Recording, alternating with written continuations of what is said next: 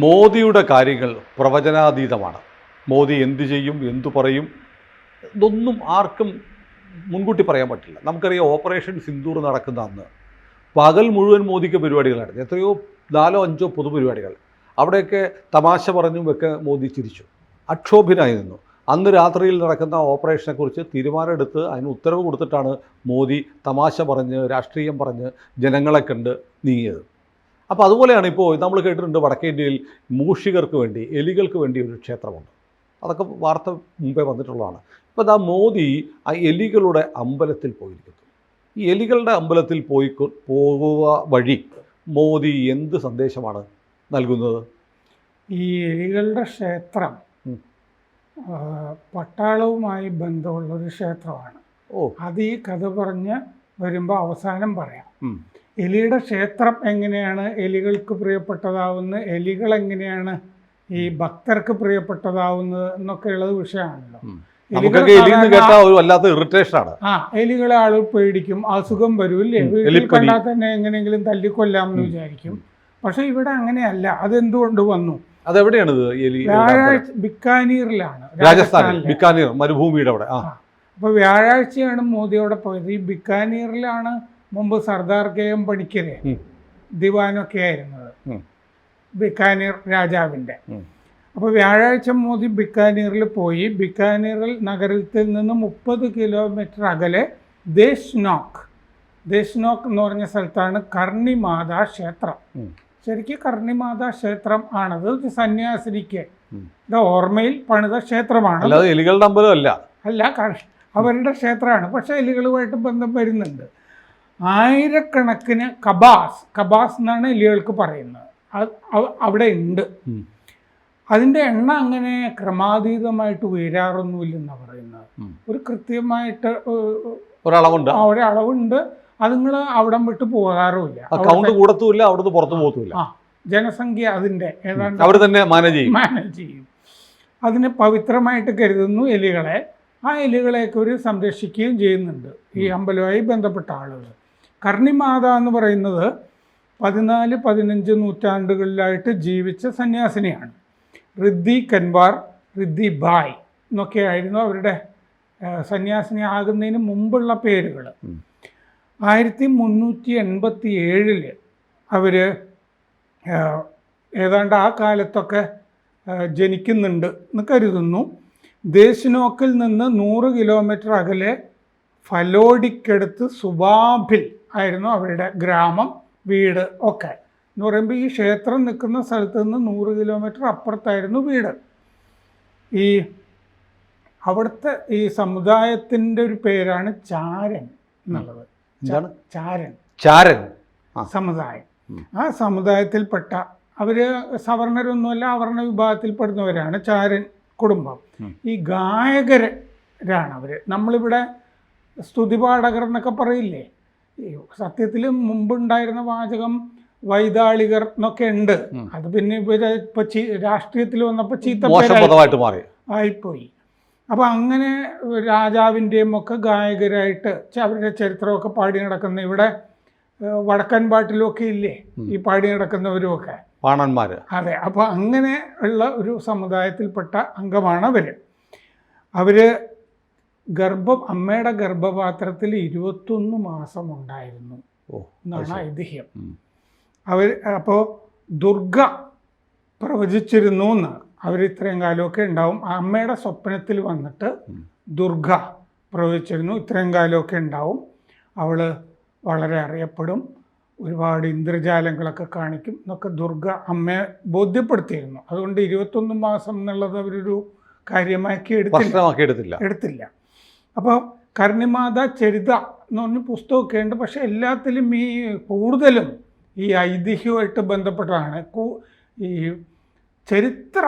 ചരിത്രത്തിൻ്റെ ഉള്ളടക്കം കുറവാണ്. ഇങ്ങനത്തെ കഥകളാണ് അതിൽ ധാരാളം ഉള്ളത്. റാവു ജോധ്പൂറിൻ്റെ സ്ഥാപകൻ, അദ്ദേഹത്തിൻ്റെ കുല ദൈവം ആയിരുന്നു ഈ കർണിമാത.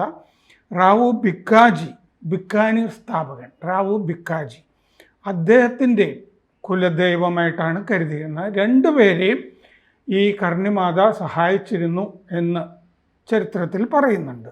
1459 ജോധ്പൂർ സ്ഥാപിക്കുന്നത്. 1488 ബിക്കാനീർ സ്ഥാപിക്കുന്നത്. എന്ന് പറഞ്ഞാൽ ആ കാലഘട്ടത്തിലൊക്കെ ഇവരുണ്ട്, എങ്ങനെയോ അവരെയൊക്കെ സഹായിച്ചിട്ടുമുണ്ട് ആ രാജാക്കന്മാരെ. 151 കൊല്ലം കർണിമാത ജീവിച്ചു എന്നാണ് ഐതിഹ്യം. 1538 മരിച്ചുപോയി. സമാധിയായി എന്ന് പറയാം. കന്യകയായിരുന്നു. ഈ വിവാഹമൊക്കെ വീട്ടുകാർ ആലോചിച്ച് കഴിഞ്ഞപ്പോൾ, ഈ പെണ്ണ് കാണാനായിട്ടൊക്കെ വരൻ വന്നു കഴിഞ്ഞപ്പോൾ, ഈ കർണിമാത ഒരു സിംഹത്തിൻ്റെ രൂപം കൊണ്ടിട്ട് ഈ നിർദ്ദിഷ്ട അല്ലെങ്കിൽ നിയുക്ത വരനെ പേടിപ്പിച്ച് ഓടിച്ചു വീട്ടിൽ നിന്ന് എന്നാണ് ഐതിഹ്യത്തിൽ പറയുന്നത്. അത് കഴിഞ്ഞപ്പോൾ അയാൾ അനുജത്തിയെ വിവാഹം ചെയ്തു. ഇവരുടെ ഈ വന്നവരെ അനുജത്തിയെ. അപ്പോൾ പ്രൊഫസർ ലിൻസെ ഹാർലൻ ഒരു പുസ്തകം എഴുതിയിട്ടുണ്ട്, റിലിജിയൻ ആൻഡ് രജ്പുത് വിമൻ, മതവും രജപുത്ര സ്ത്രീകളും, 1992. അതിൽ ഇവരുടെ ഈ ഐതിഹ്യ കഥകൾ കുറേ പറയുന്നുണ്ട്. അതിൽ പറയുന്ന കാര്യങ്ങളാണ് ഈ പറഞ്ഞതും. ഇപ്പോഴത്തെ ക്ഷേത്രം പക്ഷേ 20-ാം നൂറ്റാണ്ടിൻ്റെ ആദ്യം മഹാരാജ ഗംഗാ സിംഗ് ബിക്കാനീറിലെ അദ്ദേഹം പുതുക്കി പണിത ക്ഷേത്രമാണ് ഇപ്പോൾ ഉള്ളത്. ഈ ചാര സമുദായത്തിൻ്റെയും കുലദേവതയാണ് കർണിമാത. അവർ ഈ ചാര സമൂഹത്തിൽ നിന്നുള്ളവർ തന്നെയാണ് അവിടെ പൂജാരിമാരും ഈ കർണിമാത ക്ഷേത്രത്തിൽ. റാത്തോർ രജപുത്രരായിരുന്നു ഈ ബിക്കാനീറിൻ്റെയും ജോധ്പൂരിൻ്റെയും സ്ഥാപകന്മാർ. അപ്പോൾ അവർക്കും പ്രിയപ്പെട്ട ക്ഷേത്രമാണ് ഇത്, ഈ റാത്തോർ രജപുത്രന്മാർക്കും. അപ്പോൾ ബലൂചിസ്ഥാനിൽ ഫിംഗ്ലജ് മാതാ ക്ഷേത്രം ഒരെണ്ണമുണ്ട്. അതും ഇതുമൊക്കെ ഏതാണ്ട് സമാനമായിട്ട് കരുതിയിരുന്നതാണ്. എന്തുകൊണ്ടാന്ന് വെച്ചാൽ 51 ശക്തിപീഠങ്ങളിലൊന്നാണ് ഈ ബലൂചിസ്ഥാനിലെ ക്ഷേത്രവും. അപ്പോൾ ബലൂചിസ്ഥാൻ ന്യായമായും നമുക്ക് അവകാശപ്പെട്ടതാണ്, ഒരു ശക്തിപീഠം അവിടെയാണ് ഉള്ളത്. അപ്പോൾ കൂടുതലും ഇന്ത്യക്കാർക്ക് പിന്നെ ബലൂചിസ്ഥാനിൽ പോകാൻ പറ്റുന്നില്ലല്ലോ. മുമ്പ് എല്ലാ ശക്തിപീഠങ്ങളിലും പോയിരുന്നതാണ്. ഇപ്പോൾ കർണിമാതയുടെ അടുത്തേ പോകുന്നുള്ളൂ. 2006 കർണിസേന ഉണ്ടായല്ലോ ഇന്ത്യയിൽ. പല രാഷ്ട്രീയക്കാരെയും പേടിപ്പിക്കാനും ഒക്കെ തെരഞ്ഞെടുപ്പ് വരുമ്പോഴൊക്കെ അവർ പേടിപ്പിച്ചുകൊണ്ടിരിക്കും. കർണിസേനയുടെ പേര് കർണിമാതയിൽ നിന്നാണ് അവരെടുത്തത്. രജപുത്ര സേനയായതുകൊണ്ട് ഇവരുടെ പേരിൽ നിന്നെടുത്തു. മേഘ്വാൾ, മാലി, അതും പിന്നാക്ക സമുദായങ്ങളാണല്ലോ. മേഘ്വാൾ നമ്മുടെ കേന്ദ്രമന്ത്രി, ആ സമുദായങ്ങളും ഈ ക്ഷേത്രത്തിൽ പോകുന്നുണ്ട്. അപ്പോൾ കർണിമാത കുടുംബാംഗങ്ങൾ എലികളായി തീർന്നു എന്നുള്ളതാണ് വിശ്വാസം. അതുകൊണ്ടാണ് ഈ ക്ഷേത്രത്തിന് എലിയായിട്ട് ബന്ധം വരുന്നത്. ഈ കർണിമാതയ്ക്ക് ലക്ഷ്മൺ എന്ന് പറഞ്ഞിട്ടൊരു വളർത്തുമകൻ ഉണ്ടായിരുന്നു. ആ വളർത്തുമകൻ ഈ ലക്ഷ്മണ് ലഖാൻ എന്ന് നാടൻ സമ്പ്രദായത്തിൽ വിളിച്ചിരുന്നു. ഈ ലഖാൻ മുങ്ങി മരിച്ചു കഴിഞ്ഞപ്പോൾ കർണിമാത യമനോട് പ്രാർത്ഥിച്ചു, ഇവൻ്റെ ജീവൻ എനിക്ക് തിരിച്ചു തരണം എന്ന് പ്രാർത്ഥിച്ചു. അപ്പോൾ ഞാൻ തിരിച്ചു തരാം, പക്ഷെ പിന്നെ അവൻ എലിയായിട്ടായിരിക്കും ജനിക്കുക എന്ന് യമൻ പറഞ്ഞു. യമൻ നിരസിച്ചിട്ട് കർണിമാത തന്നെ പുനരുജ്ജീവിപ്പിക്കുകയായിരുന്നു എന്നും കഥയുണ്ട്. പക്ഷെ ജീവിപ്പിച്ചപ്പോൾ പിന്നെ എലിയായിപ്പോയി. പിന്നെ തലമുറകളൊക്കെ എലികളായിട്ട് ജനിക്കും എന്നുള്ളതാണ്. ഒരു എലിയായി പോയല്ലോ. അപ്പോൾ രോഗങ്ങൾ ഉണ്ടാവുന്നില്ല, ഈ ചീത്ത മണമില്ലെന്നാണ് പറയുന്നത്. ഈ എലികൾ ധാരാളം ഉണ്ടായിട്ടും ക്ഷേത്രത്തിൻ്റെ അവിടെയൊന്നും ഈ ദുർഗന്ധമൊന്നുമില്ല. ക്ഷേത്ര വളപ്പ് വിടാറില്ല ഈ എലികൾ. എലികളുടെ സ്പർശമുള്ള പ്രസാദം അത് പവിത്രമാണെന്നാണ് കരുതുന്നത്.